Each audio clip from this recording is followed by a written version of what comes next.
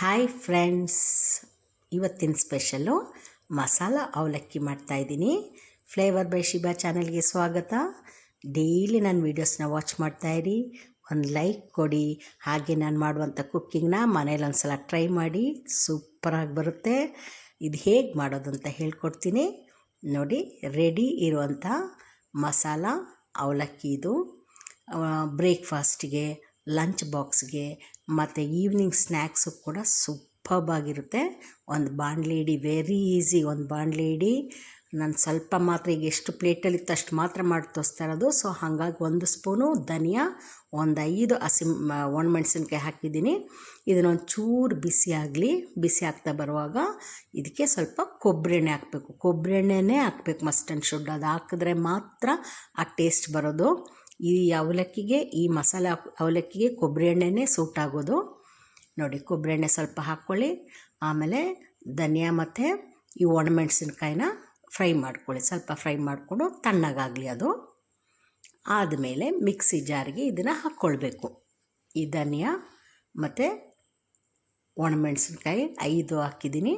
ಅದನ್ನು ಹಾಕಿಬಿಟ್ಟು ಅದ್ರ ಜೊತೆ ಸ್ವಲ್ಪ ತೆಂಗಿನ ತುರಿ, ಆಮೇಲೆ ಒಂದು ಸ್ವಲ್ಪ ಹುಣಸೆ ಹಣ್ಣು, ಆಮೇಲೆ 1 ಸ್ಪೂನು ಬೆಲ್ಲದ ಪುಡಿ ಹಾಕ್ತಿದ್ದೀನಿ. ನೀವು ಬೆಲ್ಲ ಹಾಕ್ಕೊಳ್ಳಿ, ಜಾಗರಿ ಪೌಡ್ರ್ ಅದು. ಆಮೇಲೆ ಸ್ವಲ್ಪ ಉಪ್ಪು, ಹುಣಸೆಹಣ್ಣು, ಬೆಲ್ಲ, ಒಣಮೆಣಸಿನ್ಕಾಯಿ, ಧನಿಯಾ ತರಿಯಾಗಿ ಗ್ರೈಂಡ್ ಮಾಡಿ ಇಟ್ಕೊಳ್ಳಿ, ನೀರು ಹಾಕಬೇಡಿ. ಈಗ ಮತ್ತೆ ಅದೇ ಬಾಣಲಿಲಿ ಮತ್ತೆ ಕೊಬ್ಬರಿ ಎಣ್ಣೆನೇ ಹಾಕ್ಬಿಟ್ಟು ಸಾಸಿವೆ ಸಿಡಿಲಿ. ಸಿಡ್ದಾದ್ಮೇಲೆ ಕಡಲೆಬೇಳೆ ಹಾಕಬೇಕು, ಕಡಲೆಬೇಳೆ ಮಾತ್ರ. ಆಮೇಲೆ ಕರಿಬೇವಿನ ಸೊಪ್ಪು ಹಾಕ್ಕೊಳ್ಳಿ. ಅದ್ರ ಜೊತೆಗೆ ಸ್ವಲ್ಪ ಇಂಗುದು ಪೌಡ್ರ್ ಹಾಕ್ಕೊಳ್ಳಿ. ಇದಿಷ್ಟು ಸ್ವಲ್ಪ ಫ್ರೈ ಆಗಿ ಬರಲಿ, ಒಂಚೂರು ಕಲರ್ ಚೇಂಜ್ ಆಗಿ ಬರುತ್ತೆ. ಆಗ ನಾವು ಈ ಮಿಕ್ಸಿಲಿ ತರಿಯಾಗಿ ಗ್ರೈಂಡ್ ಮಾಡಿ ಇಟ್ಕೊಂಡಿದ್ವಲ್ಲ, ಒಂಚೂರು ಅರಿಶಿನ ಪುಡಿ ಹಾಕಿ ಇದಕ್ಕೆ ಮಿಕ್ಸಿಲಿ ನಾವು ತರಿಯಾಗಿ ಗ್ರೈಂಡ್ ಮಾಡಿ ಇಟ್ಕೊಂಡಿದ್ವಿ ನೋಡಿ, ಅದನ್ನು ಇದ್ರ ಜೊತೆಗೆ ಮಿಕ್ಸ್ ಮಾಡ್ಕೊಳ್ಬೇಕು ನೋಡಿ. ಒಂದು ಚೂರು ನೀರು ಹಾಕ್ತೆ ತರಿಯಾಗಿ ಮಾಡಿರೋದು. ಸ್ಟವ್ ಆಫ್ ಮಾಡಿಬಿಡಿ, ಸಾಕು. ಅದೇ ಬಿಸಿಲಿ, ಆ ಎಣ್ಣೆದ ಬಿಸಿಲೇ ಈ ಮಸಾಲೆ ಫ್ರೈ ಆಗ್ತದೆ, ಸಾಕು.